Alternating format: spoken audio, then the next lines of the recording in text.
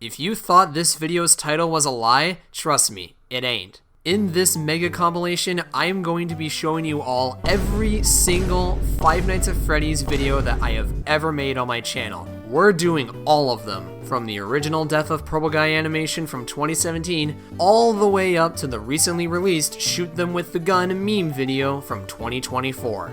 Now, before we get this video started, there's a couple things that I want to mention. Make sure to leave a like on this video if you end up enjoying this compilation video. And if you guys want to see more FNAF videos and other animations from me, then make sure to hit the subscribe button and the notification bell.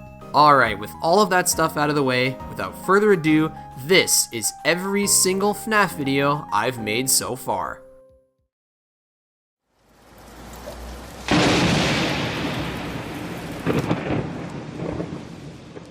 Finally done.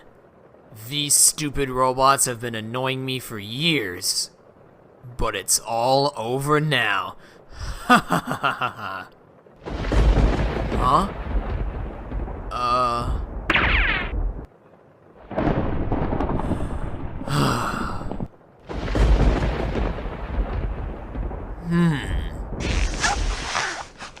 Ha ha ha! I have a suit. You can't kill me. Ha ha ha! Huh?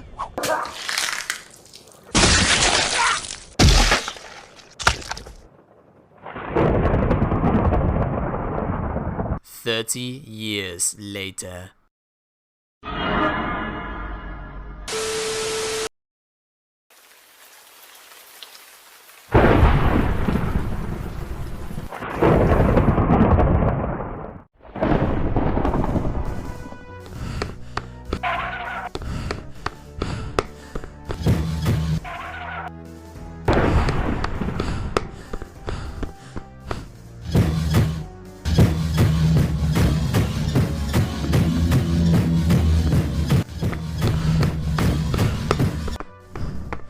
Huh?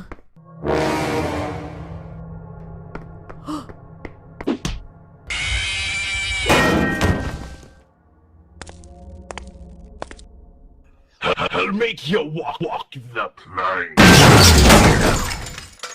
Good night, Foxy. You're the last of the four. Everything's in order. It's been fun, Fazbear, but this career has long since run its course.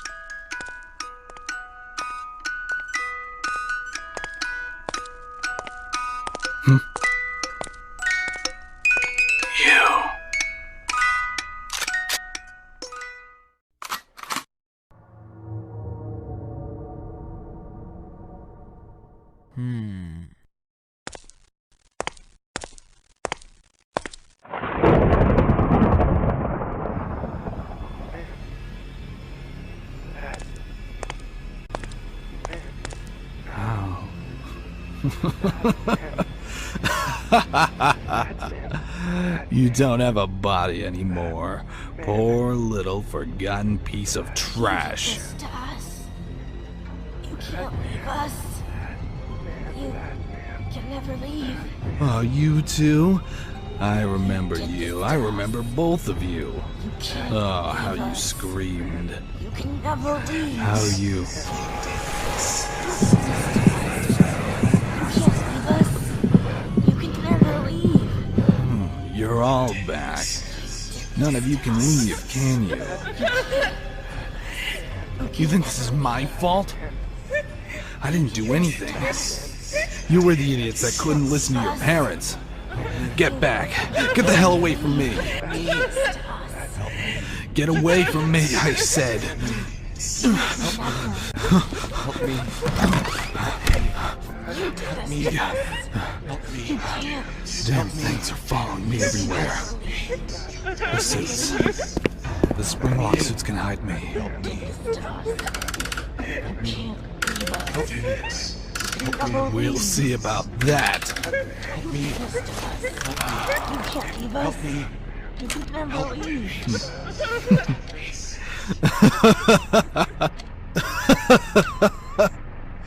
You stupid kids. Stupid in life and stupid in death. I'll see you all in hell.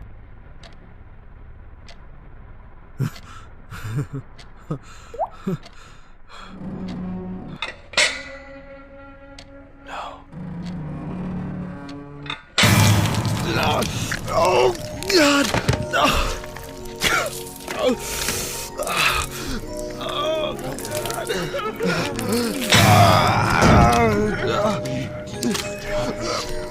Help me.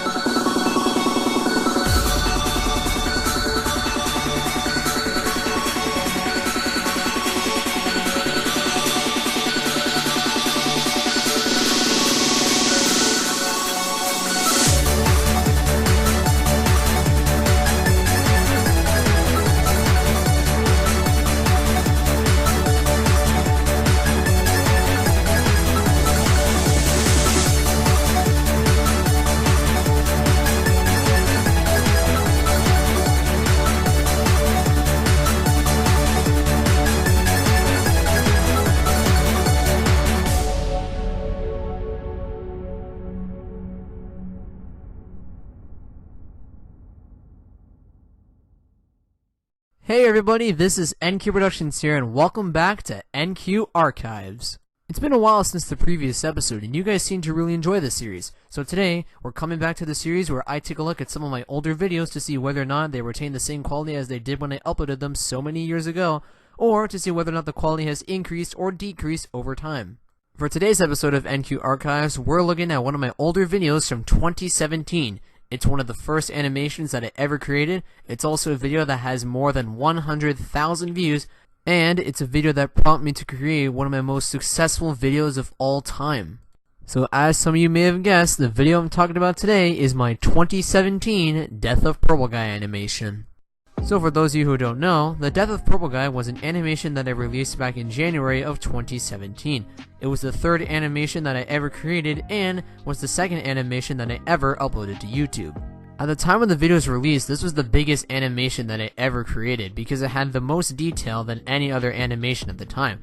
But obviously because the video came out 3 years ago, the animation hasn't really aged all that well, especially when you compare the animation style of the remastered version. However, for this video, I'm not going to compare the quality of the original animation to my remastered version, because I feel like that would be a little bit unfair, since my animation skills have greatly improved over the last 3 years. I'm just going to review the Death of Purple Guy animation as a standalone video. So if you want to talk about issues with my 2017 Death of Purple Guy animation, there's a pretty big elephant in the room that you can mention. The fact is that the video is completely silent from frame 1 to the very end. However, there is a reason why there is no music, sound effects, or voice acting in this video. At the time, I didn't know how to put music or sound effects into Windows Movie Maker at the time. Come on, 2017 me, you didn't know how to put music or sound effects into Movie Maker? Movie Maker is an extremely simplistic editing program. Like honestly, it just makes me extremely frustrated that at the time I didn't know how to put music, sound effects, or voice acting into Windows Movie Maker when it's such a simplistic editing program. It just... So yes, having no sound in the video is a pretty big problem. But is everything else at least good? Well, kinda. First of all, the lip syncing is actually pretty decent. It was the first time I ever did lip syncing for an animated video, and for the first time, I actually did a pretty decent job. And also, the animation isn't actually that bad. Sure, some of the character designs are pretty messy, some of the movements aren't realistic, there's a couple of things in the animation that don't really make much sense. But for the most part, the animation is passable. It's definitely not good animation, but it's not terrible animation. One thing I also noticed is that since there's no dialogue in this video, I added some text boxes to the video, and they're much easier to read than Stick Figure Fighting Tournament 1's, due to the fact that they're on screen for much longer. So, in general, the 2017 Death of Purple Guy animation isn't actually that bad. Sure, it sucks that there's no music, sound effects, or dialogue in this video, and the animation isn't all that great, but it's definitely not the worst animation in the world. The lip syncing is pretty decent. The dialogue is much easier to read than Stick Figure Fighting Tournament 1, and it stays true to the original source material. Because of that, I'm going to give this video a 6 out of 10. Just like the Cars 3 Crash video, it's a video where you don't have to go see it immediately after this video, but if you want to watch it, go nuts. But the best thing about this animation is that it prompted me to create a much better video years later.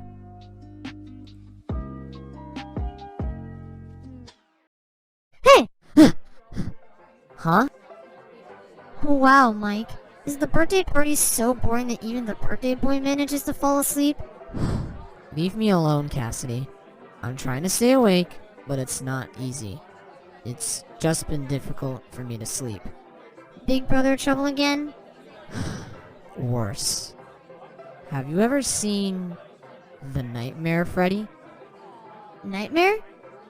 I mean, I've had a bad dream or two about them. They're creepy, Mike. Just look them up on stage. Shaking, creaking around like that. And they even come off the stage to say hello, which is even scarier than their looks. Yeah, they're pretty creepy. No, Cassidy, I wasn't talking about Fredbear. I was talking about Freddy, the brown bear, and Foxy and Bonnie and Chica. You mean the characters from Fredbear and Friends? Yeah. I see them every night. They creep around my house and try to scare me to death.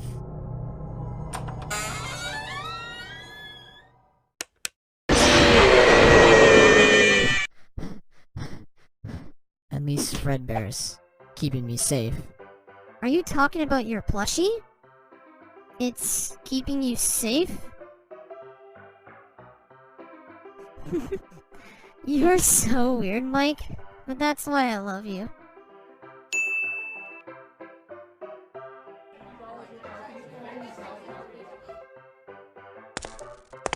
Is your son enjoying his birthday party?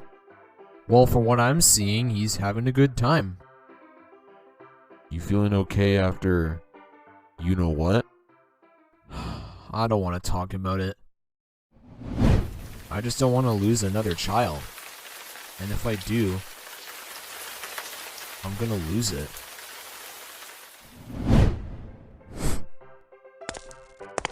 Trust me, Will. With the safety protocols we have here at Fredbear's Family Diner and at Freddy Fazbear's Pizza, you're not gonna lose another child. And don't worry, if something goes wrong, the Fazbear crew and I have got your back.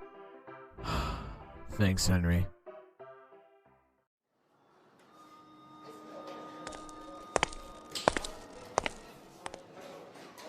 I'm so bored. Yeah, I know. There's nothing to do here. This place sucks. Hey, don't say that. Especially when my dad's here, okay? He might hear you and I don't want to look bad in front of my dad, okay? Just keep the opinions on the restaurant to yourself, okay, buddy? Alright then.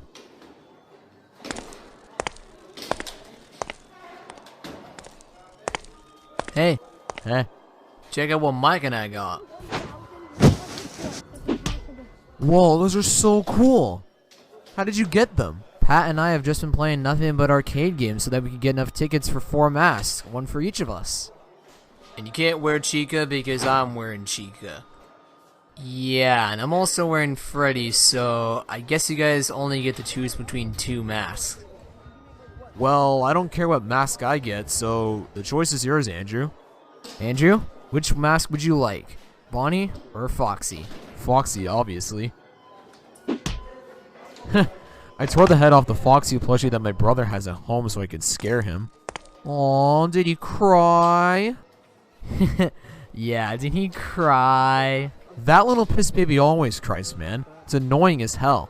I tried to scare the shit of him and yet he's still coming here for his birthday. I was hoping to save us from this embarrassment.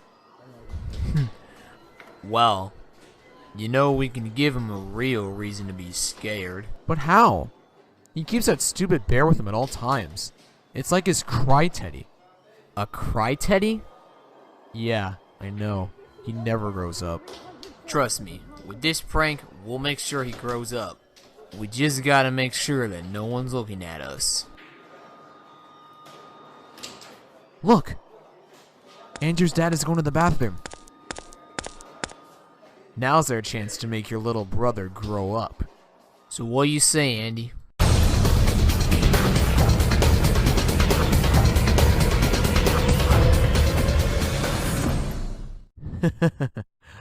Fuck yeah.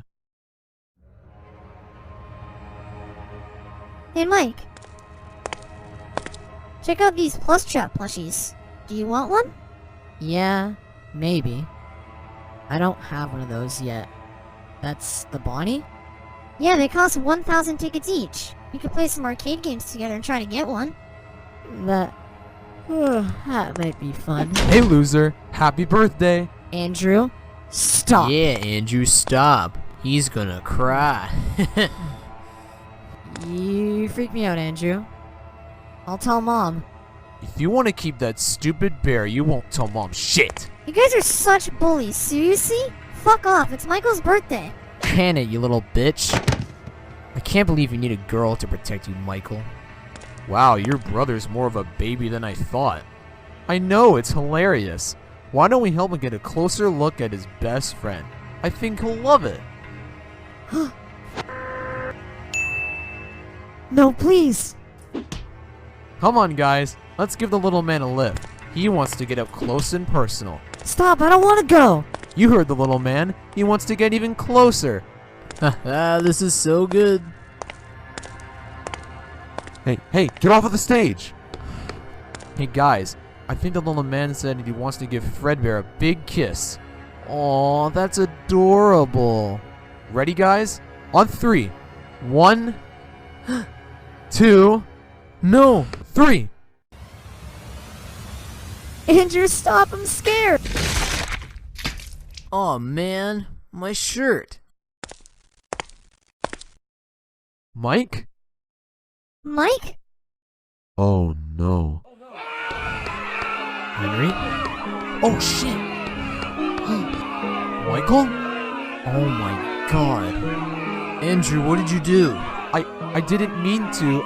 I'm sorry. I'm so sorry. Oh god. Will, are you okay? Yep, I'm fine. I'm 100% fine. Hey, Andrew. I'm gonna head home, okay?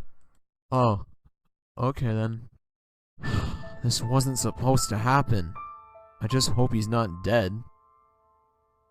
Yeah, same here. See ya.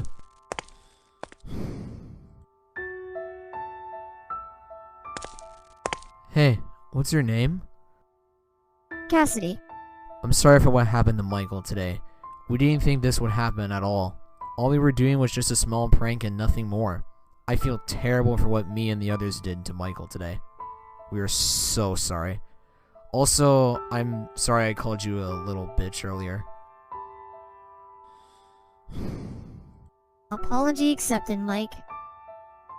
Thank you so much.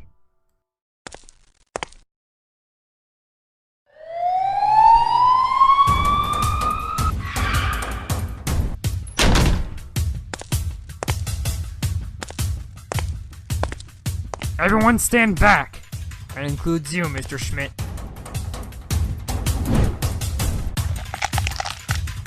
Alright, let's get out of here.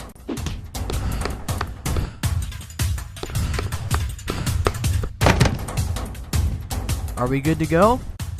He's all yours. Perfect. Come on, Andrew, we gotta go.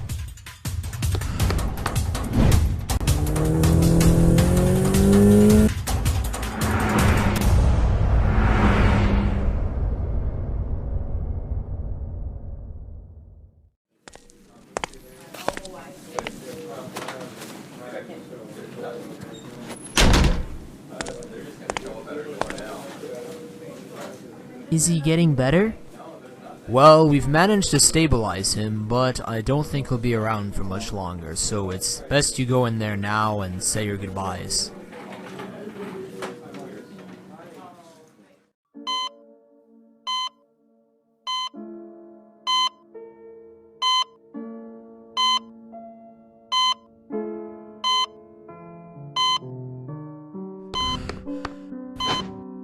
Michael?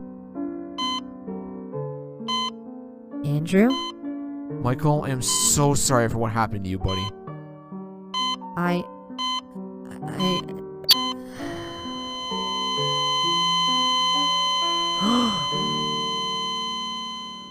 I'm sorry. He's gone. Oh my god.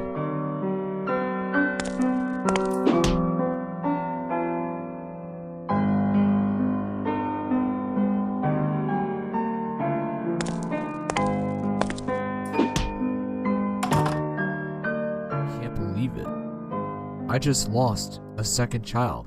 What did Henry say? Trust me, with the safety protocols we have here at Fredbear's Family Diner and at Freddy Fazbear's Pizza, I'm sure you won't lose another child. And don't worry, if something goes wrong, the Fazbear crew and I have got your back. Ha!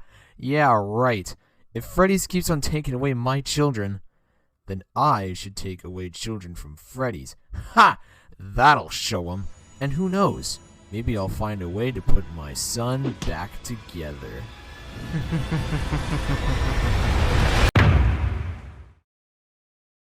Greetings, inferiors. It is I, the man behind the slaughter, from Five Nights at Freddy's 3. Shut up. You shut up. That's why your shoes are raggedy. That's why Charlie's dead. Dead as hell.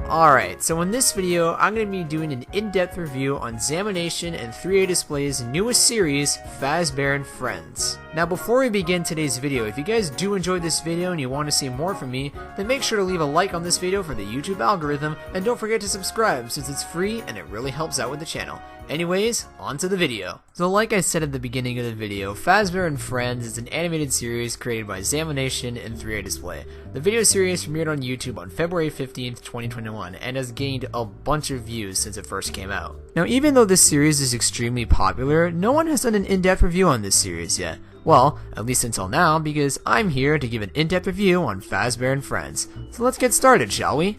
Now the first thing I want to talk about is the tone of the series, because unlike Zamination and 3A Display's previous works which had blood, violence, and dark imagery, this series is a much friendlier tone. The characters' designs are more rounded, simplistic, and cutesy, the music is very basic, the sound effects are very cartoony, which leads to my first main criticism about the series is the stories of each episode. Now even though there's only 2 episodes in this series so far, the plots in each of these episodes are pretty simplistic. Episode 1, Foxy loses his hook and the gang tries to find a replacement. Episode 2, Chica gets sick and she tries to help out manage the restaurant despite her condition. Now even though these stories are pretty simplistic, the execution of the stories makes up for it, since these are well done episodes. Just because they have a simplistic story doesn't mean that it's bad. As long as it's handled by the right people, it can still be an enjoyable episode, and thankfully that's what happened. Now let's talk about the animation of this series, because it is extremely well done. The character animation is smooth, it runs at a consistent frame rate. I like how there's smear frames in some of the shots, which mimics old cartoons. It's just very well done animation. Although there is one thing I'd like to mention about the animation, and that involves the character design. Even though I said earlier that the character design was very well done, I do have one nitpick with the character designs. Even though these character designs blend well into the world of Minecraft and give the characters a new, interesting look, the only thing that bothers me is their lack of shoulders. But I do understand why the animators decided to make this choice, since the characters sometimes have their arms all the way up, and the shoulders would get in the way of that movement, so that's why they took away the shoulders.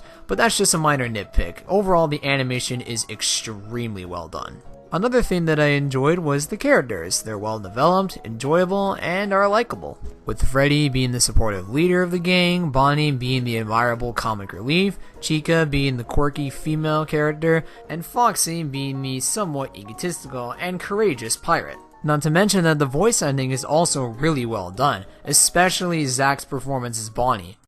I found you the most goodified spectacularist hook you've ever seen. The last thing I want to talk about in this review, which I believe is the main focus of the show, is the comedy, because it is very well done. That good old cartoony humor is in this series a lot, and every joke that it tries to do actually lands, which is really nice. There's not a single bad joke in this series, which is really nice to see. I was laughing a lot at these jokes, and I had a really good time with the show's humor.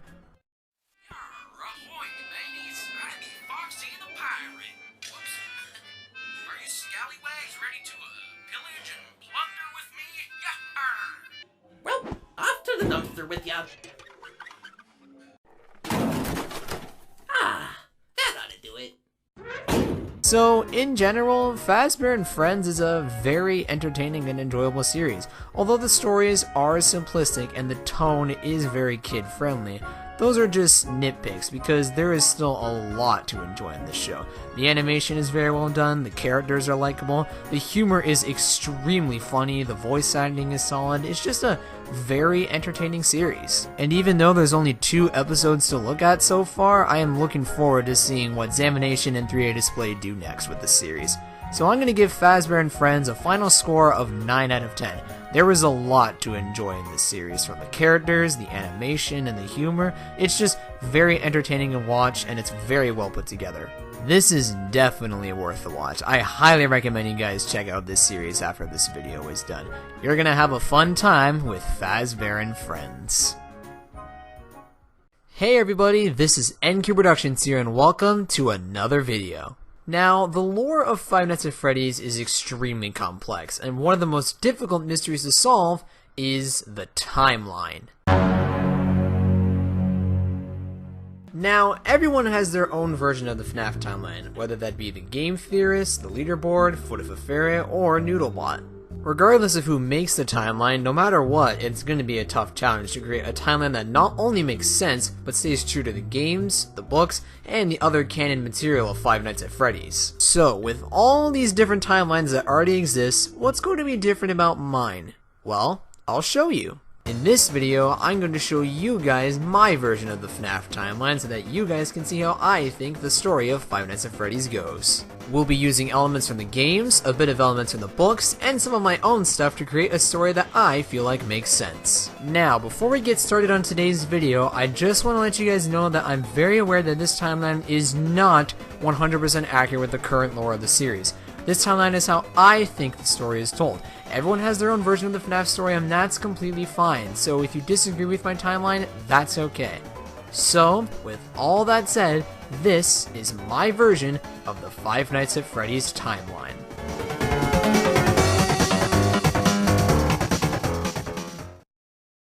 So our story begins in the small town of Hurricane, Utah in 1980, and it involves two business partners, Henry Emily and William Afton.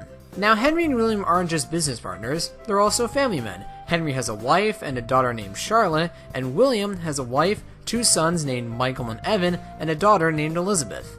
Anyways, Henry and William have recently opened a restaurant called Fredbear's Family Diner. The restaurant becomes super popular due to the animatronic characters, Fredbear and Bonnie, that Henry and William built in order to entertain the children that go to the restaurant. Now, let's talk more about those animatronics, shall we? Now, unlike your average animatronics, these were spring-lock animatronics, which use a mechanism that allowed people to fit into the animatronic suits. Sounds cool, right? Well, there's one major flaw to these suits though. If the suits are exposed to too much moisture, then the spring locks on the suit will loosen, which will then cause the person in the suit to have, not so good time. But despite that massive safety hazard, Fredbear's Family Diner continues to succeed, and after a few years, Henry and William decide to create the company that we all know and love, Fazbear Entertainment. With this new company, Henry and William open a new location called Freddy Fazbear's Pizza, which features new, non-Springlock animatronic characters, Freddy Fazbear, Bonnie the Bunny, Chica the Chicken, and Foxy the Pirate Fox. This restaurant becomes even more successful than Fredbear's Family Diner, and Henry and William continue to thrive with the Fazbear name. So let's fast forward to 1983. At this point in time, Fazbear Entertainment has turned Freddy Fazbear's into a multimedia empire with things like action figures, plushies, masks, and a TV show. There's also 4 Fazbear locations currently open as well. Fredbear's Family Diner, Freddy Fazbear's Pizza, a second Freddy Fazbear's Pizza, which will be important to the story later, and Circus Baby's Pizza World. That last one is particularly interesting since this restaurant doesn't use the same animatronics as Freddy's. These are the Funtime animatronics. Not only are these animatronics themed to clowns and people rather than animals, but they also are more advanced and are programmed to do more than just entertain children. For example, Circus Baby has a mechanism in her chest that can dispense ice cream for children to enjoy. Neat! So, as you can see, Fazbear Entertainment has been very successful for William and Henry. However, things are about to take a nosedive real fast. On the opening day of Circus Baby's Pizza World, William's daughter Elizabeth wants to play with Circus Baby. She decides to walk up to her and things, unfortunately, don't go too well for Elizabeth. After her death, Circus Baby's Pizza World then gets shut down and closed for good on its first day. The Funtime animatronics are then buried underground into a facility that we will later see as Circus Baby's Entertainment and Rentals. Now, it's a pretty big oof to lose Elizabeth, and you would hope that things would get better for the Afton family after they lose one of their children, but it unfortunately doesn't. William's youngest son, Evan, aka the Crying Child, isn't having a great time right now. His brother Michael keeps on scaring him for fun, and this causes Evan to develop a massive fear of the animatronics at Freddy's, which is kind of a problem when your dad and his business partner own multiple restaurants with those same animatronics. What makes things even worse for Evan is that his birthday is coming soon, and his birthday party is being held at Fredbear's Family Diner, where he'll be right next to the animatronics that he's afraid of. Jeez, can this kid ever get a break?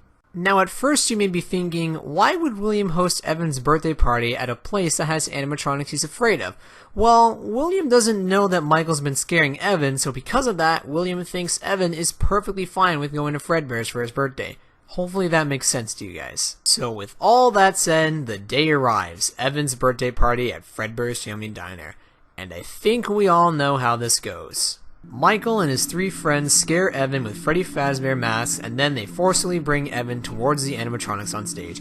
Then they take things way too far and push Evan into Fredbear's mouth, and then... Was that the bite of 87? No, 2015 Markiplier, that was the bite of 83. What?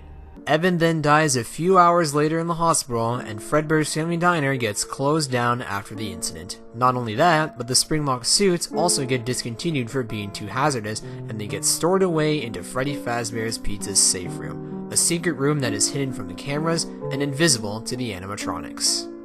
So, at this point, William has lost 2 of his children because of Fazbear Entertainment. He's nearing his breaking point, and it's at the point where if one more bad thing happens to him because of his animatronics or Fazbear Entertainment, he's going to lose it. Well, unfortunately, William's wife ends up divorcing with William since he focuses too much on Fazbear Entertainment and doesn't pay attention to his and her children. I mean, think about it. If William paid attention to his kids, he could have noticed that Micah was bullying Evan, and maybe the birthday party wouldn't have happened at Fredbear's. But he didn't, and focused his mind more on Fazbear Entertainment rather than his family, which is why William's wife made the tough choice of leaving William in hopes of finding someone that will pay more attention to her family. After she leaves, William reaches his breaking point. He keeps on losing his children and loved ones to Fazbear Entertainment in some way, so he thinks that in order to make things right, he needs to take away children from Freddy's by killing them. I know, it's not that great of a motivation, but it's the best that I can come up with. So, now that William has a reason to kill children, it's time to get to the part that everybody knows about at this point.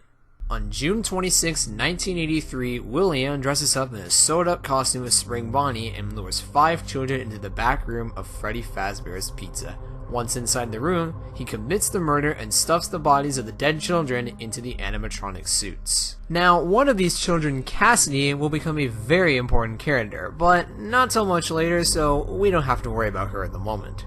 Anyways, the incident causes Freddy Fazbear's Pizza to go under investigation, and the restaurant gets closed down for the meantime. But, due to the lack of evidence of the murder, the restaurant is back open. Although, not for very long, since the animatronics start to produce a foul odor due to the corpses of the children in the suits. Not long after this stinky discovery, the original Freddy Fazbear's Pizza gets shut down for health violations, which means there's only one Freddy Fazbear location open. The second Freddy Fazbear's Pizza, the FNAF 2 location. See? I told you it would come back.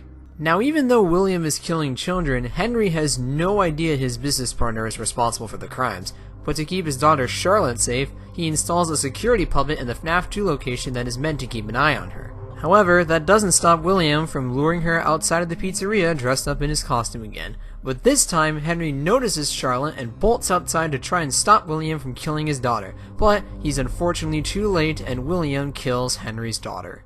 Henry becomes furious and chases William, and then after an epic battle, Henry knocks out William, causing him to lose his costume head, revealing to Henry that William was responsible for the murders at Freddy's.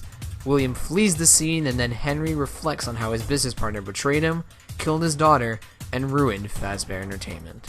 Not long after, the FNAF 2 location is shut down due to Charlotte's death. Now here is where things start to get spooky.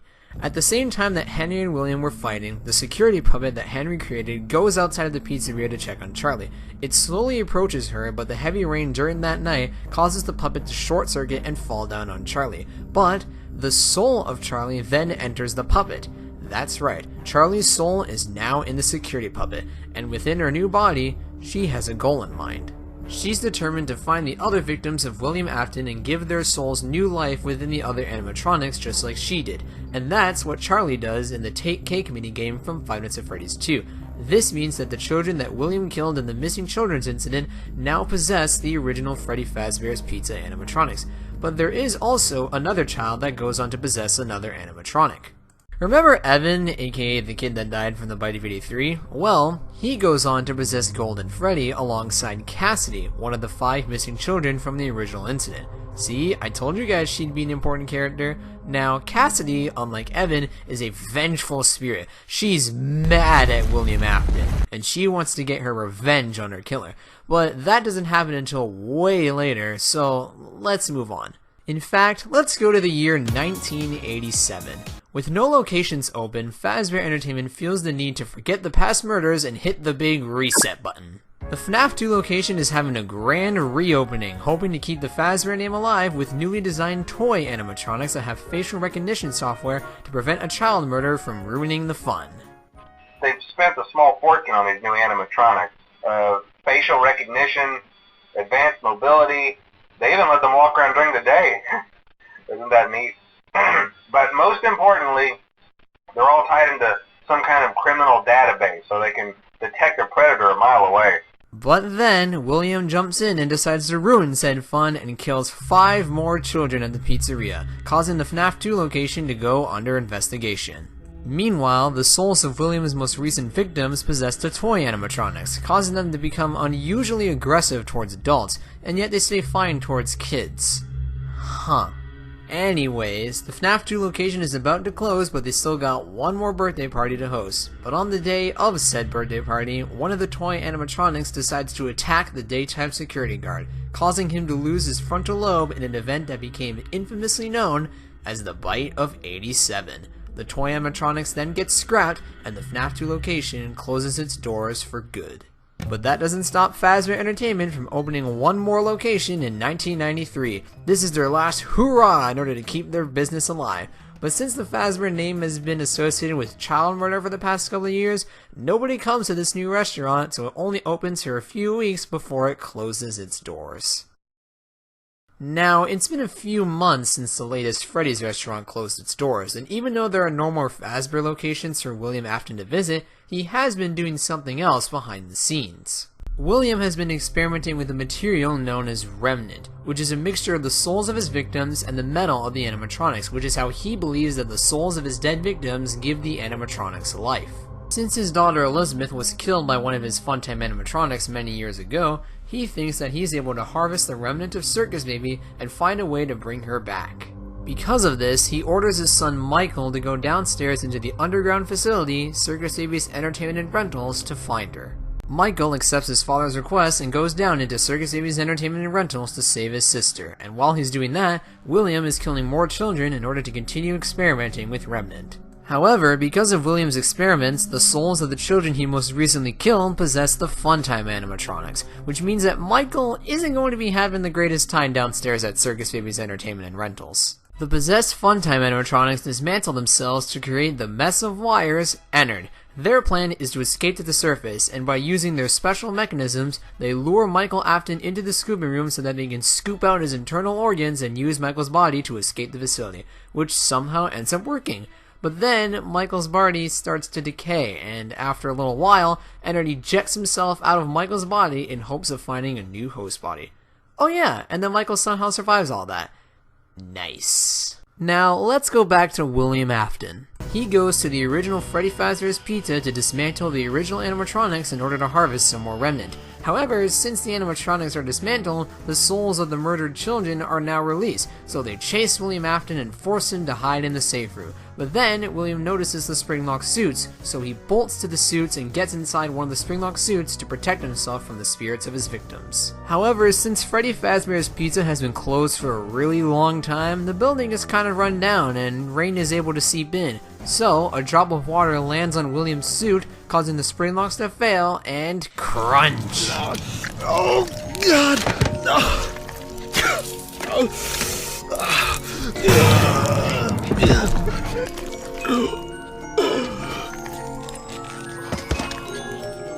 William suffers from a brutal death and dies within the safe room. Now that William Afton is dead, the puppet organizes a birthday party for 4 of the 5 children from the missing children's incident and Evan, aka the crying child, in case you forgot who Evan was. We see all this happen in the Happiest Day minigame. Charlie sets the souls of these 5 children free as we see the balloons fly into the heavens. But wait a minute, William Afton is actually still alive! Yep, somehow William survived getting springlocked in the Springlock suit and ends up possessing the Springlock animatronic, becoming the infamous character who always comes back, Springtrap. Now, William can't do much right now with Springtrap since he's stuck in the safe room, but don't worry, he gets set free 30 years later in 2023 when some guys are grabbing whatever they can find from the abandoned Freddy Fazbear's Pizza so that they can use it for a horror attraction based on the mysteries and stories of Freddy Fazbear's called Fazbear Friends. Now, this attraction has nothing to do with Fazbear Entertainment. Even though that company is still around after all these years, they don't do much at this point in time. Anyways, the attraction opens and Michael Afton visits the location and becomes the security guard of the attraction. Eventually, he finds out that his dad is Springtrap, so in order to finish off his dad, he burns down Fazbear's Fright. Unfortunately, it doesn't work out, and Springtrap survives the flames. Then, out of nowhere, Henry Emily comes up with a plan to end the Fazbear legacy. He opens a new pizzeria, but rather than just being intended for the public, he uses this pizzeria in order to lure the remaining animatronics and set their souls free. Now, what's interesting is that the animatronics that remain have changed a little bit since we last saw them over 30 years ago. Circus Baby got booted out of the Ennard Club and became Scrap Baby. What was left of Ennard turned into Molten Freddy. The puppet is inside this new animatronic called Lefty, thanks to Henry. And then there's Springtrap. Yeah, he didn't change that much. Anyways, Henry hires Michael Afton as an employee and tells him to bring all the animatronics into the pizzeria in order to finish off everyone once and for all. Everyone is incinerated, including Michael, and Henry then says his last words to Michael, the lost souls, his daughter, and his old business partner, and they all die within the flames of Freddy Fazbear's Pizza.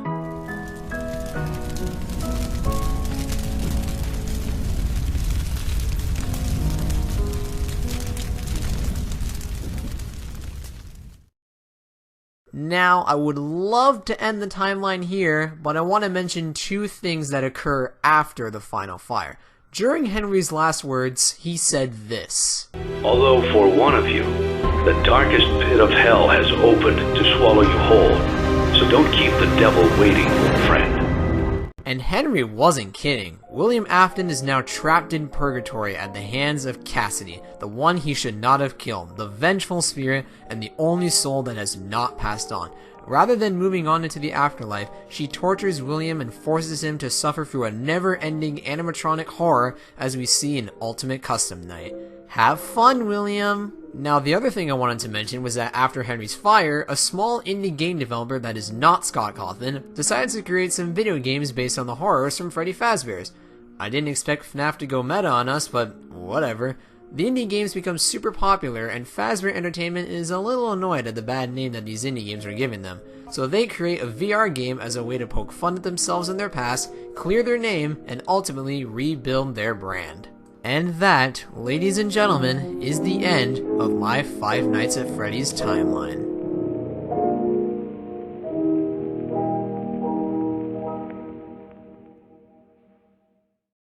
Hey everybody, this is NQ Productions here, and welcome to a brand new video. Now, in this video, I want to talk about one of the most important characters to the Five Nights at Freddy's lore, the Crying Child. But, more specifically, I want to talk about the Crying Child's name. Now, at the time of making this video, no one is 100% sure on what the name of the Crying Child is. When it was time to work on my timeline video from not too long ago, I decided to name the Crying Child Evan. The reason I named him Evan in the timeline video was because the most recent theories about the Crying Child's name pointed to Evan being the name of the Crying Child, so that's why I made that choice. Not to mention that there's a solid amount of evidence in the FNAF books proving to Evan being the name of the Crying Child. But speaking of evidence, there is one theory about the Crying Child's name that has always bugged me for years, and it's the theory that Chris is the name of the Crying Child. And this is a popular theory too. Not too long ago, I did a poll on my community tab, and the majority of people that participated in the poll voted Chris as the name of the Crying Child. Now, I don't want to be rude when I say this, but for those of you who chose Chris as the name of the Crying Child, you guys are wrong. Like, very wrong. I'm sorry to say to those of you that believe in this theory, but there is no way that Chris is the name of the crying child. Not only is there a complete lack of evidence for this name in both the games and the books, but Chris is also a fan-made name. The name comes from Mr. Creepypasta's Five Nights at Freddy's hidden lore videos, specifically the one on Five Nights at Freddy's 4 titled Guilt. Now, these series of videos created by Mr. Creepypasta are fan-made reinterpretations of the Five Nights at Freddy's lore, and they're really well made with some good voice acting. But there's the important word in my previous sentence: fan-made. The stories within these videos are not canon to the Five Nights at Freddy's universe. This means that Terrence isn't the name of the older brother, and Chris isn't the name of the crying child. Hey everybody, this is NQ Productions here, and welcome to a brand new video. Now, back in March of this year, I did a review on a series here on YouTube called Fazbear Friends.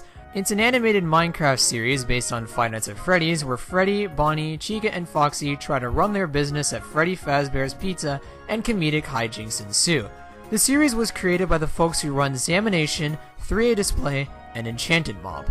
Now, I've left my first review on the series in the link in the description, as well as in the iCard on the upper right corner of your screen, but for those of you who just want to hear my thoughts on the series right now, I gave the series an overall score of 9 out of 10, which is a very impressive score. I praised the series for its animation, its characters, and its enjoyable humor, although I did criticize one thing, which was the story in each episode, saying that they were a little on the basic side, and therefore the plots were kind of predictable, but it didn't hinder the quality of the series whatsoever. I still found the series to be very enjoyable. Now, like I said earlier, it's been since March when I last tackled the series, and back then there were only 2 episodes out. Now, as of the recording of this video, there are 4 episodes and 16 shorts.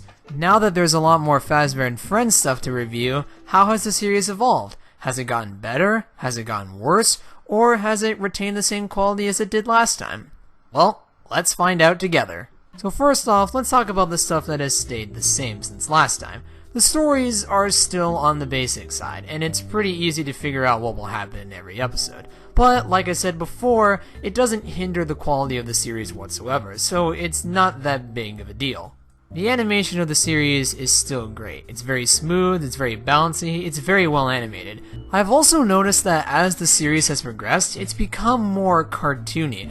Like I said just moments ago, the animation is very bouncy, there's lots of squash and stretch, etc. This series is not trying to be a realistic depiction of the Five Nights at Freddy's series. It's trying to be a fun and enjoyable, kid-friendly version of the characters that we all know and love, and I think that the animation still captures that amazing style. Speaking of cartoony, the humor of this series is still absolutely fantastic. The series still has the same jokes from the first 2 episodes, but like I said with the animation, it's become more slapsticky and nonsensical, and I appreciate that. What I mean is that rather than the humor being mainly focused on how the characters interact and what's exactly happening at the moment of an episode or a short, the humor is more nonsensical. Things in this series don't make that much sense. But even though the tone of comedy has changed a little bit, the humor, like I said earlier, is still very funny. I really like the jokes in this series. I also really enjoy all the references that the series has. For example, in some of the shorts, there's a cop character. Well, that cop character is the exact same character from one of Zamination's previous music videos, Don't Come Crying. I've always liked it when animators put reference to their past work. It's a neat touch. Lastly, the characters are still as enjoyable as they were before, and I really like the character interactions between them. So yeah, overall, not much has changed about the Fazbear Friends series in terms of my overall opinions. Yes, there are a couple of small things that are different about the series, but I still feel like the series has retained the same quality as it did before, a 9 out of 10. It still has enjoyable animation, enjoyable characters, enjoyable humor, and despite the simplistic plots, it's still a very entertaining series, and I'm really looking forward to seeing what the Zamination crew are going to do with this series. Now, before I wrap up this video, there is one thing I want to talk about related to this series. It doesn't have to do with the actual quality of the series, but it has to do with the way that this series is uploaded on Zamination, 3A Displays, and Enchanted Mobs' YouTube channels. For the past few months, they've been uploading the episodes and shorts in these massive compilation videos. These compilation videos not only contain the main episode or short that you should be watching, but also contain all of the previous shorts and episodes that have been uploaded to the channel. To me, this upload strategy is a little on the ridiculous side and can sometimes feel greedy. I feel like the crew only want to upload these compilation videos for money's sake, and I'm not that big of a fan of that. To me, I feel like they shouldn't upload the shorts and episodes in this way. Just upload the shorts and episodes on their own. I feel like that's a much better thing to do. I'm also not that big of a fan of this series' recent thumbnails. They're leaning towards the clickbait side, and I don't really like that, so hopefully the thumbnails can change to feel less clickbaity.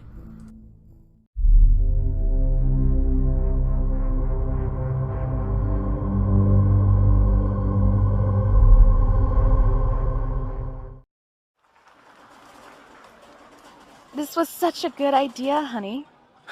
It was a little bit pricey, but I agree. It was well worth it. Step right up, children. Now, which one of you wants a balloon? Daddy, she can make balloons. Oh, let me go to her. I'm sorry, sweetie, but now isn't a very good time. But Daddy, I want to go see her. You made her for me, after all. This is the best! I can't wait to come back again!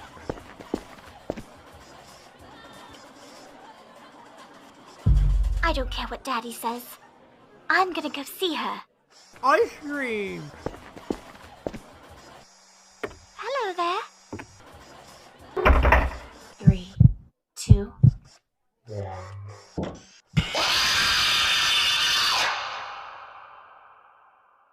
Hey everybody, this is NQ Productions here, and welcome to a brand new episode of NQ Archives. In this episode of NQ Archives, we'll be taking a look at not only one of the most popular animations on the entire channel, but also an animation that will hit its 1-year anniversary today. And that animation is The Bite of 83. The Bite of 83 is an animation that was released on August 30th, 2020, and as the name implies, tells the story of the Bite of 83 from Five Nights at Freddy's 4, which was an incident that occurred at Fredbear's Family Diner where the crying child, FNAF 4's main protagonist, was shoved into Fredbear's mouth and the animatronic malfunctioned, crushing the crying child's head and killing him. The incident was caused by a group of 4 bullies, and one of those bullies was the crying child's older brother. It's definitely a gruesome death, but nowadays the Bite of 83 is considered to be one of the most iconic moments in the Five Nights at Freddy's series.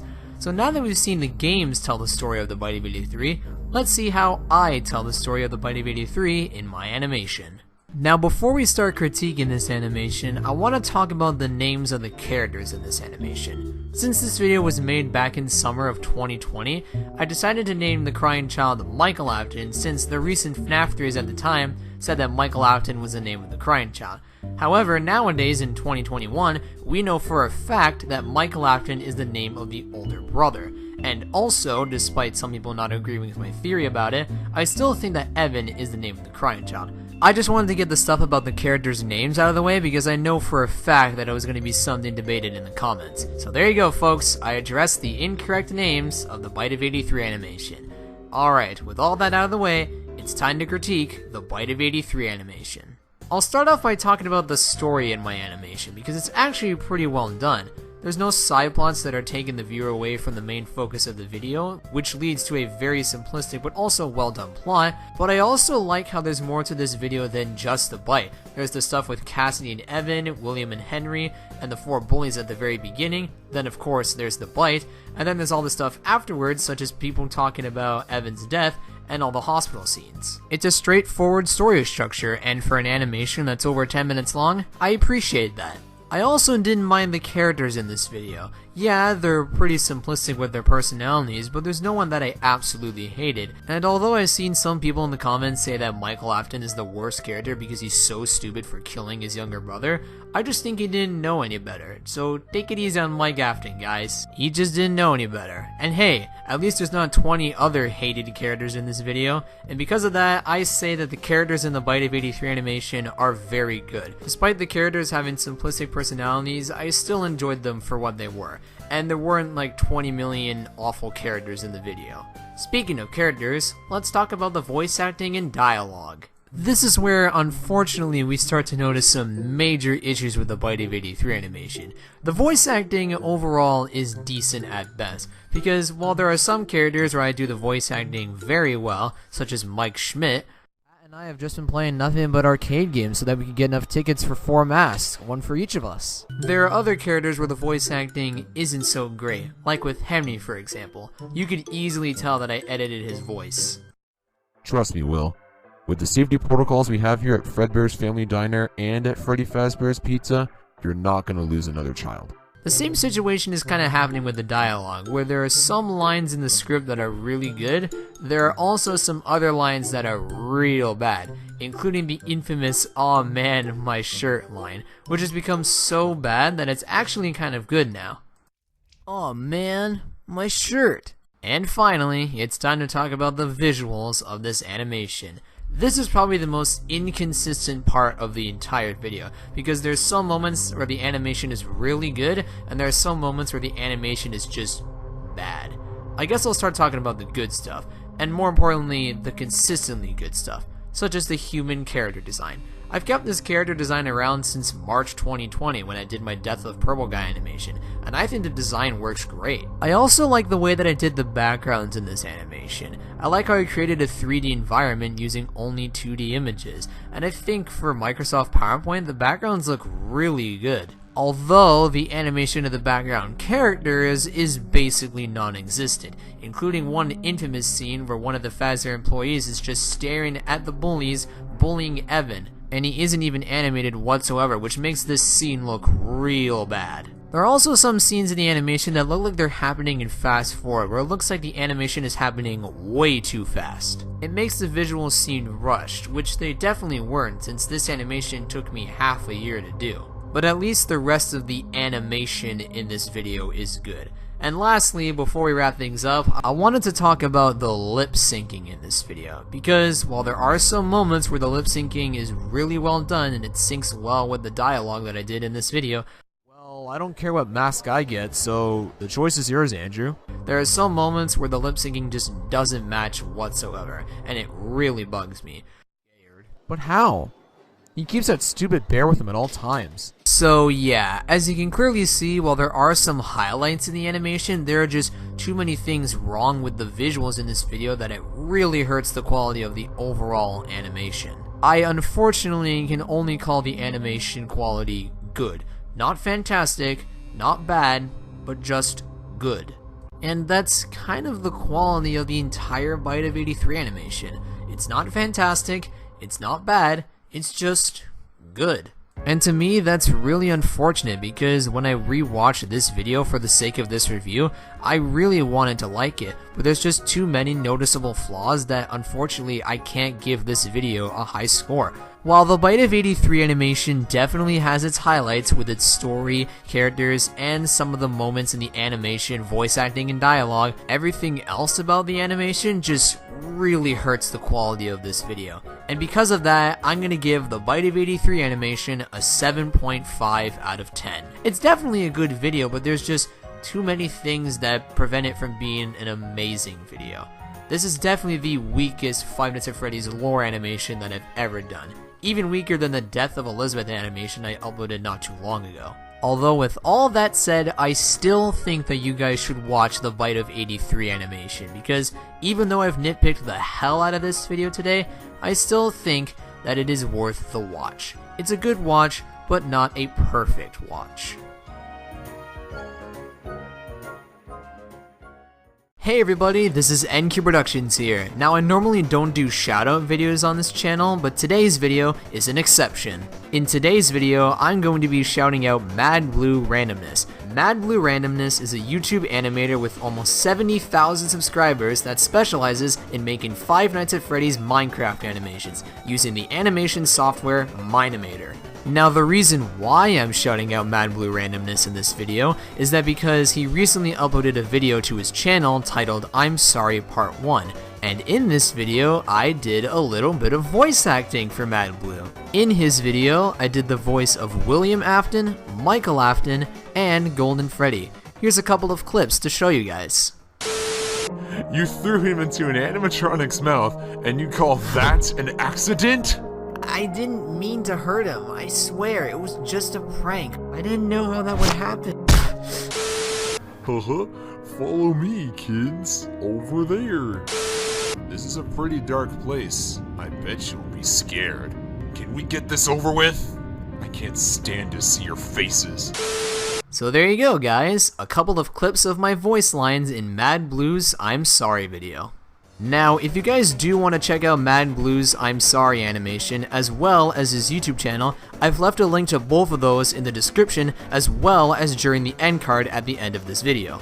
Mad Blue Randomness did a really good job with this video. It has solid animation, a well-told story, and everyone, including myself, did a really good job with the voice acting. Mad Blue Randomness, in my opinion, does some pretty good FNAF animations with Minimator, especially his I'm Sorry animation, since you guys get to hear my voice in someone else's video, and I think that that is pretty cool.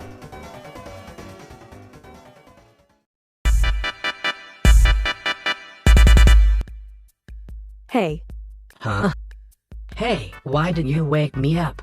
I was sleeping. You're sleeping at your own birthday party, duh. Oh yeah. I'm sorry. I've just been having nightmares about the animatronics because of my brother. He keeps on scaring me every day. Boo. Oh, you poor thing. Even though I'm not your sister or something like that, I'll treat you like as if I'm your sister because reasons. Is son enjoying his birthday party? 'Cause he should be. Yep. He's having a trouble to me. Do you wanna talk about your dead daughter instead?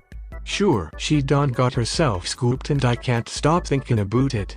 Well then stop thinking about it, ya dingus. Otherwise, you'll go insane. Man, this place sucks. Uh-huh. Hey guys. You wanna do something fun? We sure do. Do you wanna give your brother a big, fat kiss to Fredbear?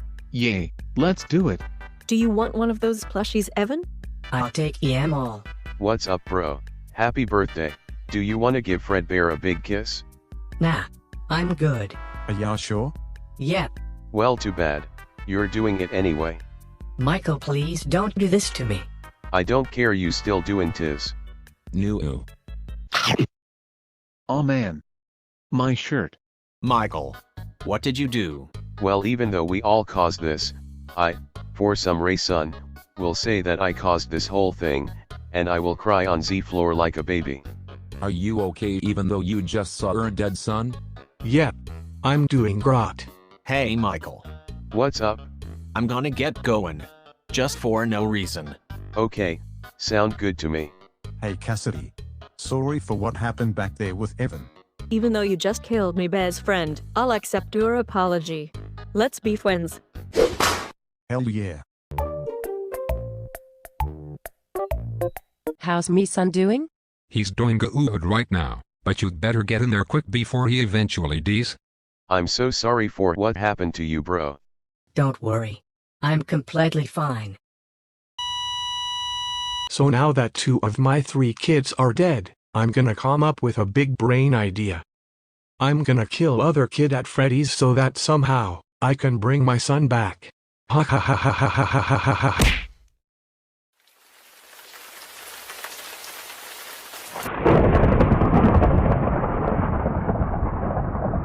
Finish your shift. It's safer than trying to leave in the middle of the night. We have one more event scheduled for tomorrow, a birthday. You'll be on day shift. Wear your uniform. Stay close to the animatronic. Stupid device. Okay?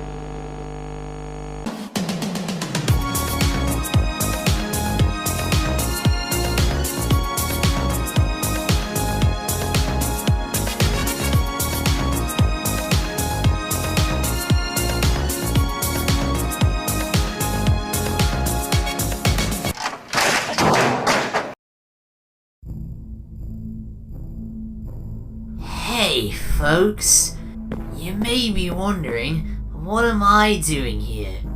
Well, I wanted to wish everybody, especially the young kiddos out there, a happy Halloween. I hope that your Halloween is full of scares, surprises, and especially fun. Now, I would love to stay here for longer, but I have some important business that I have to go back to. But don't worry, I always come back. Happy Halloween, everybody.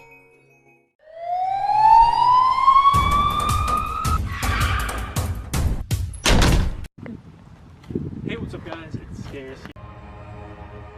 Hey, Mike. What the dog? And tonight he walks again, so step inside, enjoy the show. Follow me, then you'll see. Follow, follow, follow, follow. But the truth is hard to swallow. Follow me.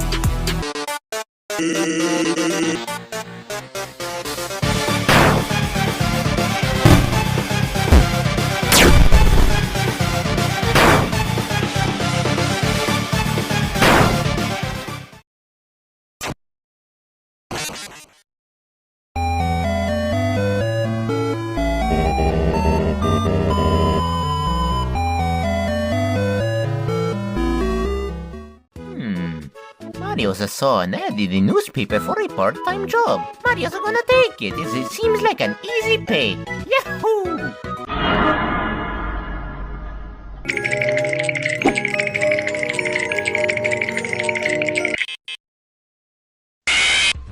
Hello, Mario.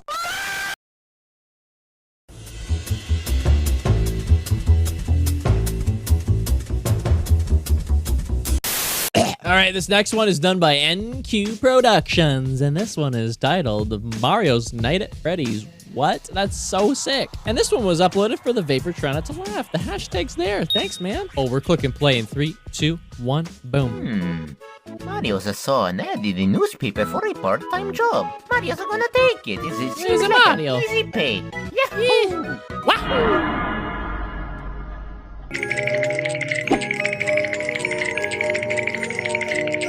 He just wants to hug you, Mario. I swear.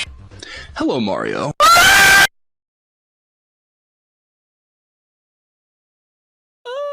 Scary.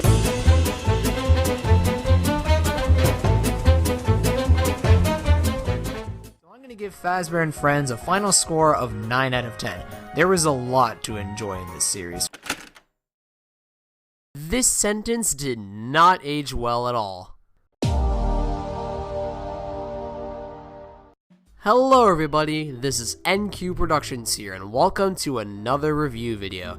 Now, today's video is something I've wanted to make for a long time. My final review of Fazbear Friends. For those of you that don't know what Fazbear Friends is, it's a series of YouTube videos created by the folks that run Zamination and Enchanted Mob Studios. The first episode of the series first premiered on February 15th, 2021, and since then, 3 more episodes and a whole whack of shorts were released afterwards. Now, I've already talked about Fazbear Friends before on this channel, not just once, but twice. My first video on the series was back in March of 2021, when there was only 2 episodes, and at the time, I loved Fazbear Friends. I praised the series for its animation, its enjoyable characters, and the large supply of jokes.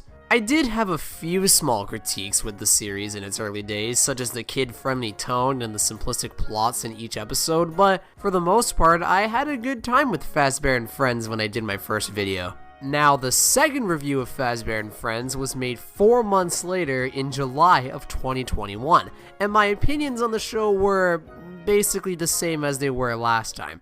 Even though there were more episodes and shorts, I thought the quality of the series stayed the same. I still liked the animation, the characters, and the jokes, but each episode still had predictable plots, the kid-friendly tone was starting to become a little annoying, and the way that Zamination and Enchanted Mob were uploading the new Fazbear Friends videos was totally not cool. But even with those flaws, I still liked the series. Hopefully things will get better from here, and I hope the series doesn't turn into an absolute train wreck.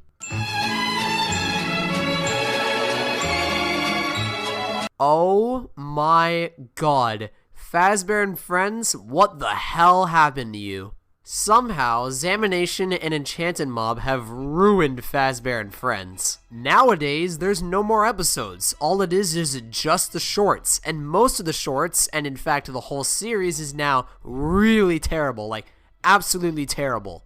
Most of the jokes are pretty bad, the characters are all super annoying, the animation got a noticeable downgrade, every short has like no plot to speak of, and Zam and Emob are still uploading their videos with terrible thumbnails and titles in order to try and bait as many little kids as possible.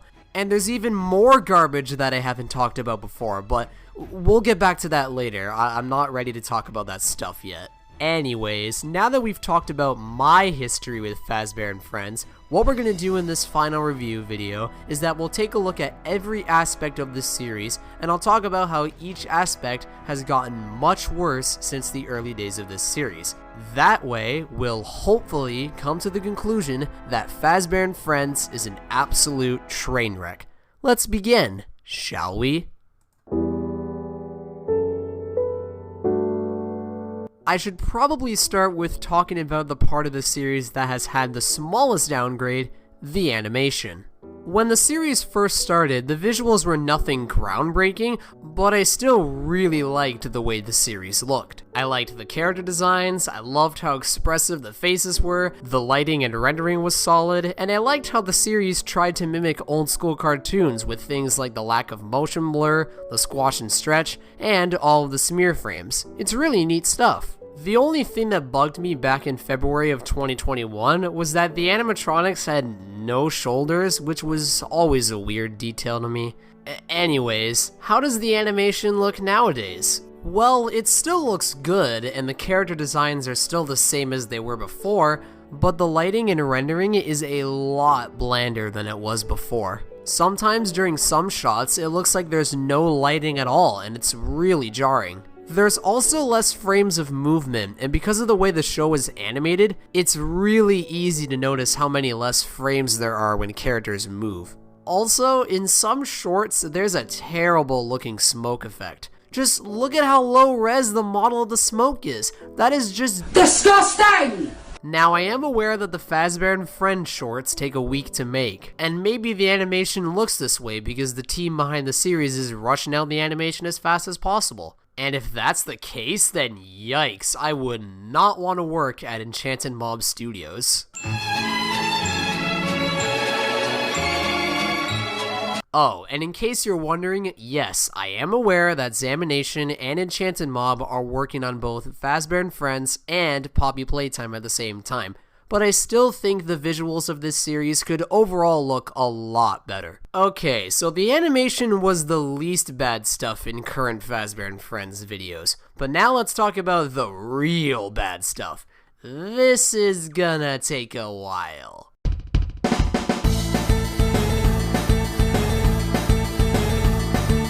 When I watched the first episode of Fazbear Friends, there were a lot of jokes that I laughed and or chuckled at. But nowadays, most of the gags are not funny. The biggest issue is that whenever characters do an action, like for example when Bendy calls Foxy Boris, the first time it was a tad humorous, but when he has to do that same joke again and again and again and again and again and again and again. See? Me saying again and again is annoying, right? Well, this is exactly what most of the jokes are like in Fazbear Friends nowadays, and it does not work at all. The humor is repetitive, formulaic, boring, annoying, and just not funny. There's also a bunch of pop culture references, and it's one of those situations where if you don't get the reference, it won't be funny. It almost reminds me of Disaster Movie, which is not a good thing, since Disaster Movie is one of my least favorite films of all time. I've never laughed out loud once at any of the new shorts or episodes. And I do have a sense of humor. I love watching funny videos and animations. Astif Movie is one of my favorite YouTube series of all time because of its comedy. But this just doesn't make me laugh. But I will admit there were a few jokes in Fazbear Friends that gave me a chuckle. I said earlier that most of the jokes were bad, and most doesn't equal all. There were a couple of jokes that I chuckled at in the newer shorts. I'll show you guys two examples of jokes that made me chuckle. You saw nothing!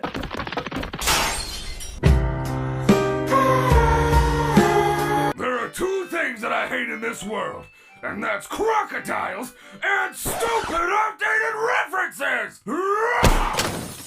But even though Fazbear Friends does have those rare moments with the decent jokes, that is not enough to save the humor. I wasn't dying of laughter from anything that Fazbear Friends threw at my face, and the vast majority of the jokes are just terrible. Speaking of terrible things, how about we talk about dem characters? I liked the characters in the first few episodes of Fazbear Friends. They weren't anything special, but I liked being around them.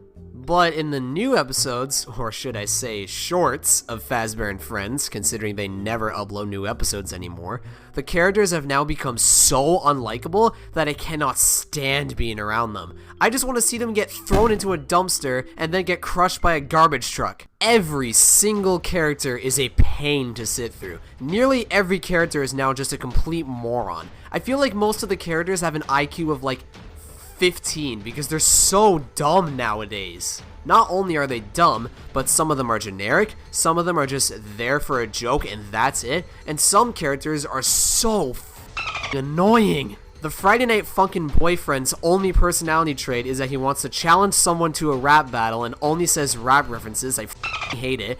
The Among Us crewmate just says Among Us over and over again and it's never funny.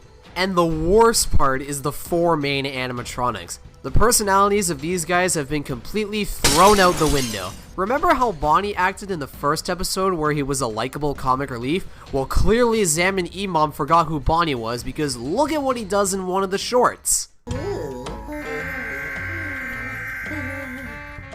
I couldn't help but notice that you seem to lack basic intelligence. What the f?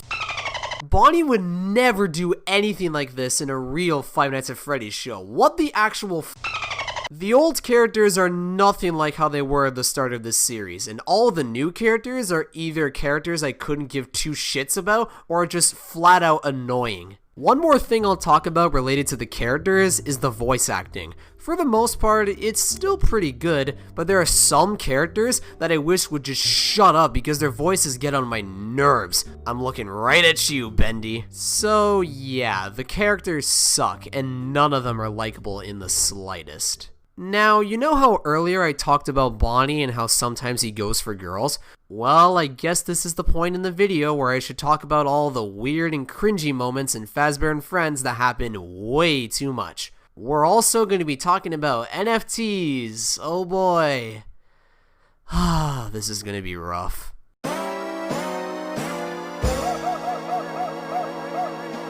Why are there so many sexual moments in Fazbear Friends? The characters get involved in a lot of sexually related activities, and it's not just with Bonnie. Foxy falls in love with a female version of himself. Not Mangle or Funtime Foxy, just a pink version of Foxy. Really shows the series' laziness. There's a weird short on the beach where the characters have no shirts. That was weird and cringy. There's a makeout scene, and those are just examples I can remember off the top of my head. There's way more than just this. And the worst part is that this series is supposed to be meant for kids! These Fazbear Friends animations have been meant for a young audience since day one, and back then the things that happened in the episodes would be fine for a kid to watch. But this? No. This is just awful. And this is the kind of content that should be put into PewDiePie's cringe compilation videos. Manicure, for fuck's sake. It's disgusting. What is that? What am I looking at? Kids shouldn't be watching this stuff. And speaking of kids, the way that Fazbear Friends gets uploaded to YouTube is just horrendous. The thumbnails and titles of each video are trying to clickbait you. Wow, Bonnie's new girlfriend. Toy Chica is in love with Huggy Wuggy. Wow, Circus Baby has a twin sister. I had no idea. Like, what the actual f is this garbage? It's lies, I tell you, lies! Also, why are the videos 20 to 30 minutes long? The shorts are only 60 seconds long. Oh, I'll tell you why. It's because Zamination and Enchanted Mom are absolute dirtbags and fill every upload they do with older shorts in order to get as much undeserved watch time as f***ing possible. Okay, I am so sorry you guys had to hear me shout. Apologies for getting super angry, but can you blame me? Like, seriously, look at this stuff. This is the kind of stuff you'd see in the YouTube Kids app. It is really messed up. But you know what's interesting about Fazbear Friends? It's actually breaking YouTube's own community guidelines. How? Oh, I'll tell you how. 1. Fazbear Friends breaks the spam rule because the upload strategy is just the same shorts over and over again on not just one, but 2 YouTube channels, which is like the dictionary definition of spam. 2. Fazbear Friends breaks the misleading content rules because the thumbnail and title of their new videos is usually never related to what actually happens in the video.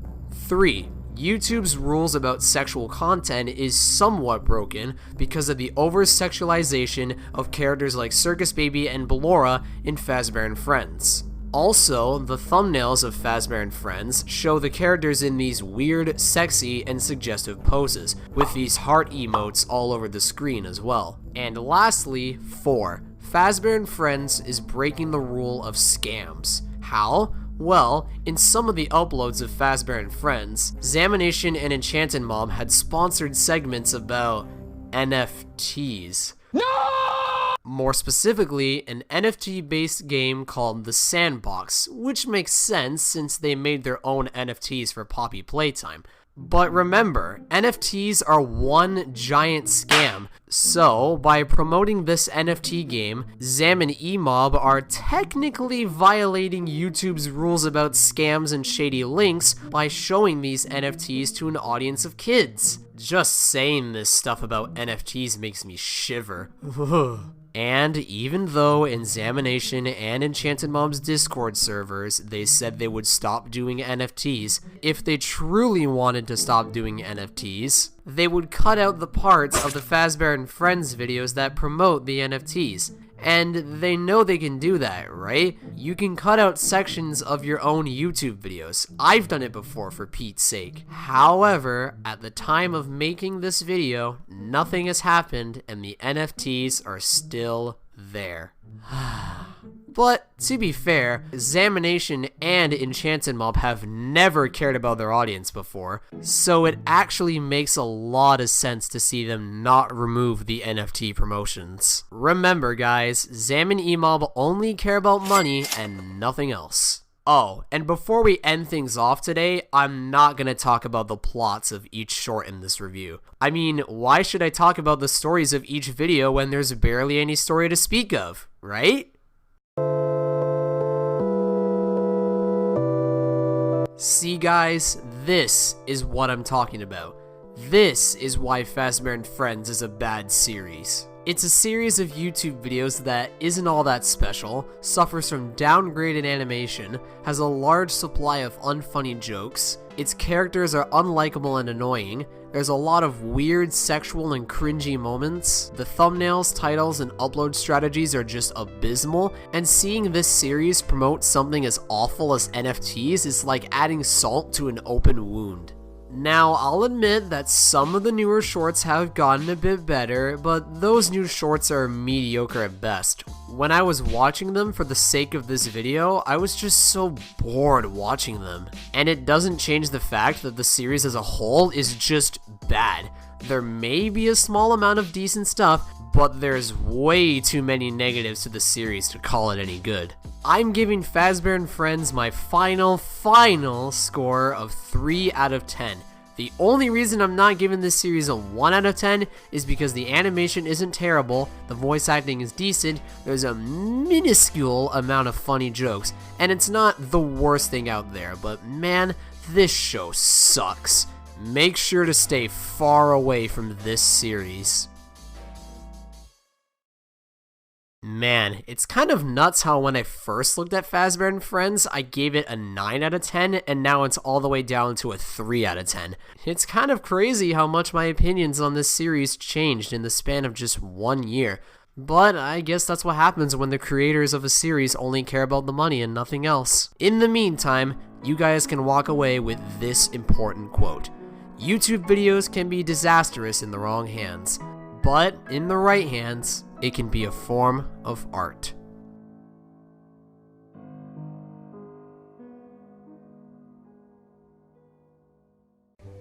Can you explain what you're doing in this photo? That's not me. That's not you? Nope. Okay. How about these?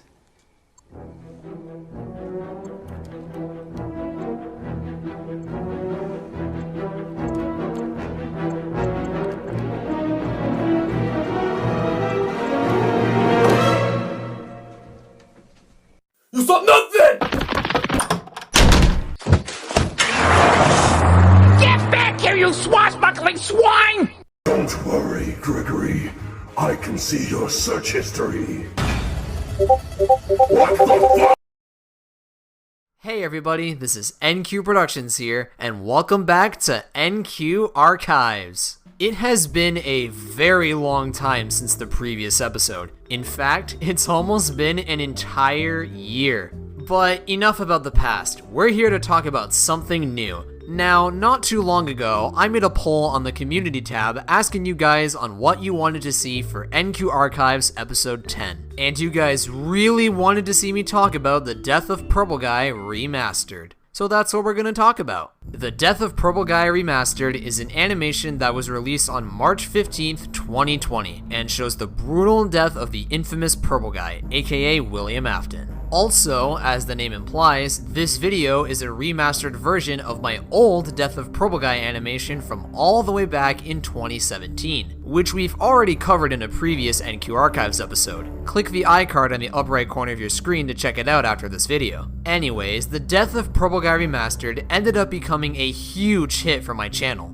It became my most popular YouTube video with nearly 9 million views, which is just insane. Now, with a view count like that, that must mean that my Death of Purple Guy Remastered video is really good, right? Well, let's find out. But before we get started, did you know that 69% of the people that watch my videos aren't subscribed? So if you're in that percentage of people that aren't subscribed, make sure to click that red subscribe button down below. That way, you won't miss a single video from me. The support is greatly appreciated. Now let's get back to the video. The first thing I'll critique about the Death of Purple Guy Remastered is the animation. You know what's really interesting about the Death of Purple Guy Remastered? This was the first animation I ever did using a drawing tablet. Yup, this was the first animation that I did using my XP Pen Artist 12 Pro tablet, hashtag not sponsored. And for a first time tablet animation, this is really impressive. It's not perfect, but the quality of the animation I'd say is really great. Let's go over everything, shall we? The character designs. I'm a big fan of the way I did my character designs. I like the round heads, the big eyes, the proportions. It's just a nice looking character design to me, for both the humans and the animatronics. I like the backgrounds as well. Even though they're obviously 2D, it captures the 3D look decently well. The lip syncing is also really good. Nearly every line matches perfectly with the mouth movements. It's very well done. And lastly, the death scene is really well animated. That's all there is to say, it's just well animated. And remember, all of this was animated in Microsoft PowerPoint, which makes the animation quality even more impressive. Even after this video came out more than 2 years ago, the animation has aged really well and is easily one of the best looking animations I've ever made. Now, when it comes to the story of the Death of Purple Guy Remastered, it's a similar situation to my Bite of 83 animation, where instead of just having the title event, there's more stuff that happens in the video. In the Death of Purple Guy Remastered, you've got William running from Foxy, William destroys Foxy, I'll make you walk the plank. William encounters and runs away from the ghosts. Get back. Get the hell away from me. William puts on the Springlock suit. We'll see about that. Then the infamous death happens. And then the ending shows William waking up as Springtrap 30 years later.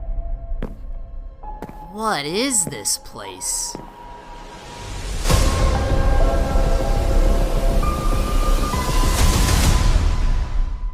Merry Christmas, little boy. I've always wanted one of these. Thank you so much. You're welcome. I hope you enjoyed your 5 seconds of entertainment. Wait, what?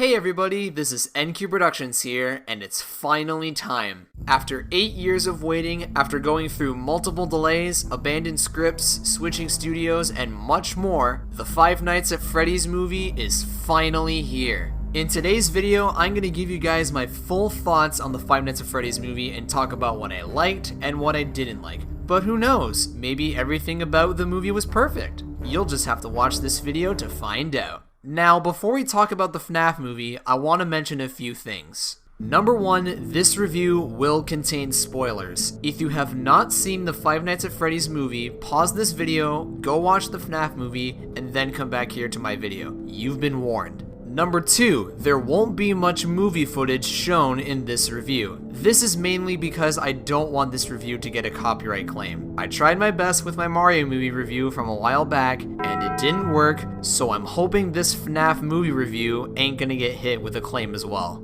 Number 3, this review is mainly from a fan of Five Nights at Freddy's. I've been a fan of this game series for nearly 10 years, and I'll be looking at this film not only as a fan, but as a casual moviegoer. Does this film work for the fans and for people who don't know FNAF, or does it not work?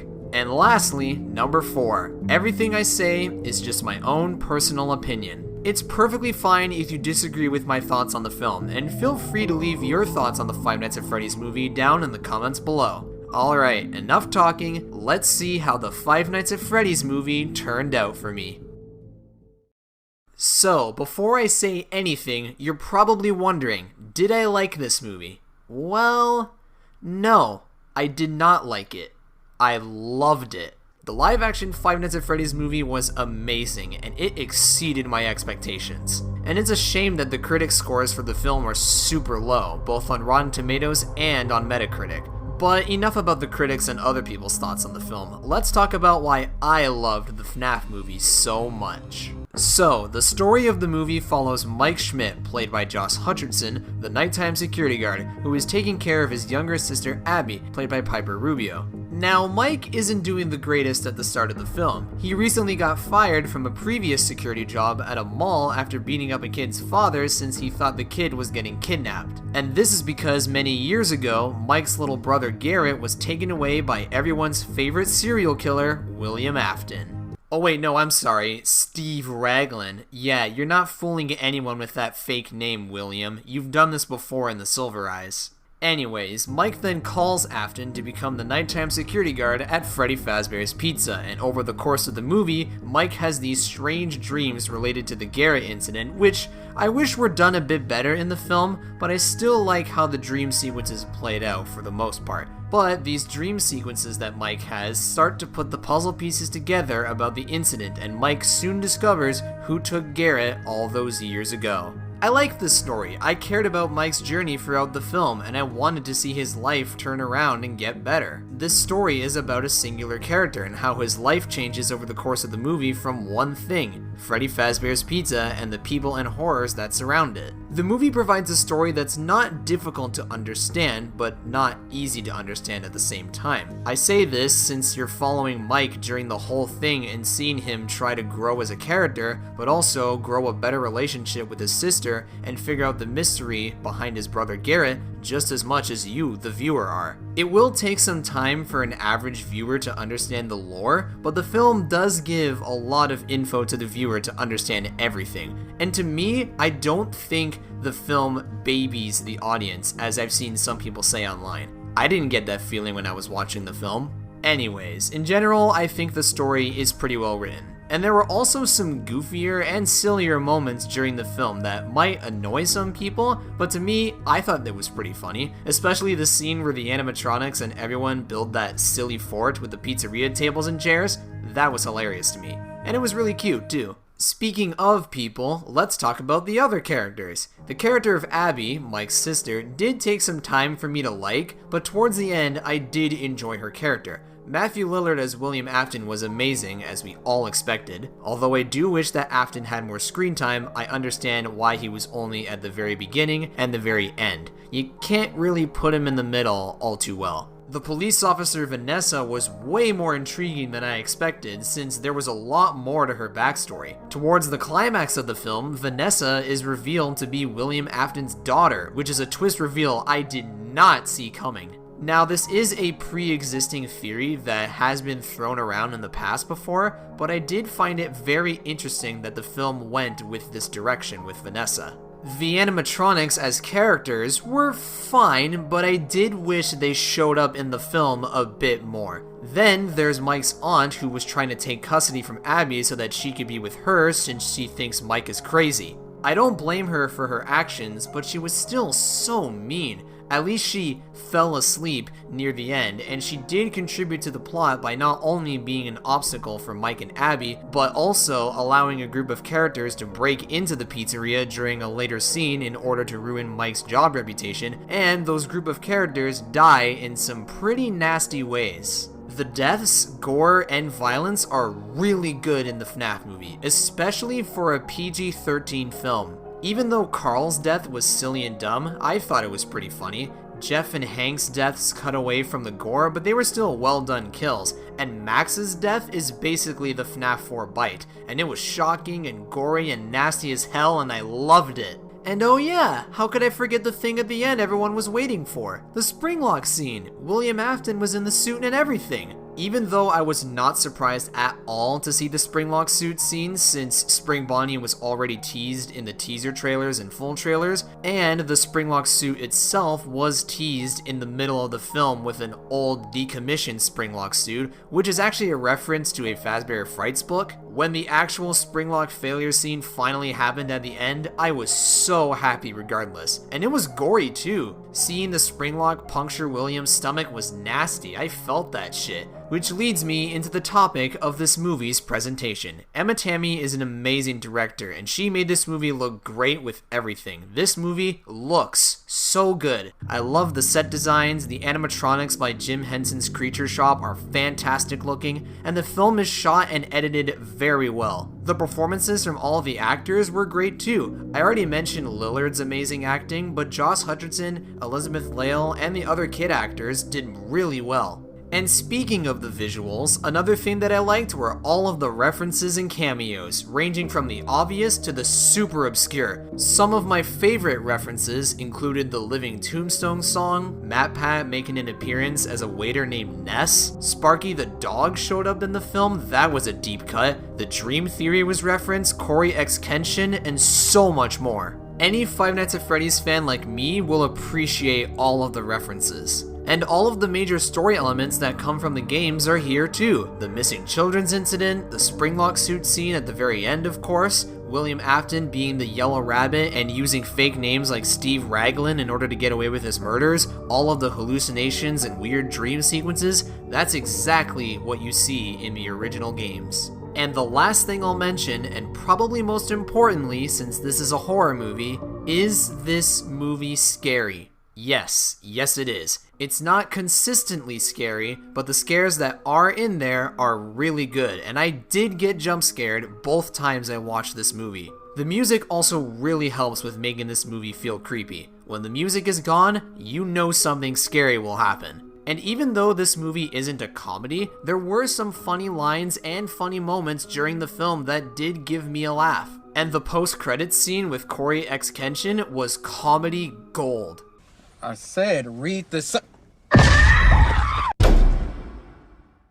So, that's my general thoughts on the Five Nights at Freddy's movie. And if you couldn't already tell, I loved this movie. It's well written, has intriguing characters, funny, scary, and gory moments, lots of references and twists, great acting and presentation. It's everything I could have asked for. It's not flawless, and I do wish some smaller things were handled better, but I still had a blast with this movie. But what if you're someone that doesn't know FNAF? Will you still get enjoyment out of this film? To me, I think so. There's nothing in this film that's outright bad in my opinion, and at worst, it's just dumb and silly, but in a good way. And the rest of the film is well made, and the movie is just a spooky and atmospheric thrill ride from start to finish. And I'm not trying to come up with excuses as to why I like this film compared to the bad critic scores. I genuinely loved this movie all throughout. Now, if I had to give this film a rating, if you're a casual moviegoer that doesn't know anything about Five Nights at Freddy's or doesn't know a lot about Five Nights at Freddy's, I'd say this movie is a 7.5 out of 10. And then for a fan like me, it's a 9 out of 10. So, for my final rating for the Five Nights at Freddy's movie, I'm gonna give it an 8 out of 10. An enjoyable spook fest from start to finish that isn't spectacular, but is still worth the watch, especially on the big screen. This is my new favorite video game movie. The Mario movie from a few months ago? Yeah, that movie has been dethroned, and I don't feel bad for saying that. This movie gave me everything I wanted as a fan of this franchise, and I can't wait to see what they do next time. Hey everyone, this is NQ Productions here, and I wanted to make this quick video and do a quick little shout out for somebody. So do you guys remember this video from September of 2021? Well, in that video, I shouted out another YouTube animator named MadBlue Randomness. MadBlue is known for his Five Nights at Freddy's Minecraft animations, and his channel has almost 90,000 subscribers. Anyways, in the shoutout video from September of 2021, I shouted out MadBlue Randomness since he released an animation called FNAF I'm Sorry Part 1. And in that video, I did some voice acting for him. Specifically, I voiced William Afton, Michael Afton, and Golden Freddy. So that's why that first shoutout video was made back in 2021. Well, fast forward to today, over 2.5 years later, in February of 2024, and I'm here to shout out MadBlue Randomness yet again since he recently uploaded part 2 of his FNAF I'm Sorry animation. And just like last time, I did some Michael Afton and William Afton voice lines. Here's a few of the lines that I did in the animation. Where am I? What is this thing? Oh, you don't recognize the suit you're in? The one you accidentally killed your brother with? Now, before I sign off, I just want to say thank you to MadBlue Randomness for letting me voice act in part 1 and part 2 of his FNAF I'm Sorry animation. He's a great guy to chat to, and I highly recommend you guys check out his YouTube channel to see all of his other FNAF Minecraft animations. His work has greatly improved over the last few years, and that definitely shows in the new part 2 animation.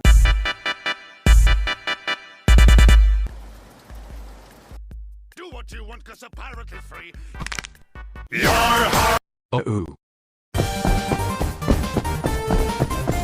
Oh wait, I have D-Sax thing I can use to kill that fox. You are dead! Not a big surprise! How the last of the 4. Wait, but isn't there Golden Freddy? Nah, who cares?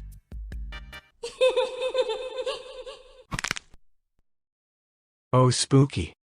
Is that an 8-year-old? Yeah, it's me, Mafo. We're here for Rivnedge. Oh shit.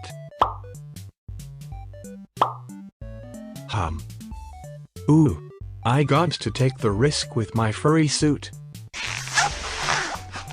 Ha, stupid kids. So dumb, you can't kill me in my fursuit, ha ha ha ha ha ha. Looks like a...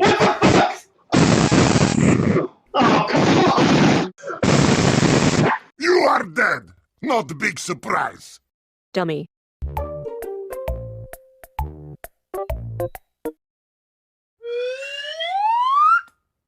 I always come back Oh, woe is me! How do I stop them? Gee, I don't know, man. If only you had a really convenient gadget. Oh, how do I stop 4 villains at once? Shoot them with the gun! Shoot them with the dehydration gun! Okay.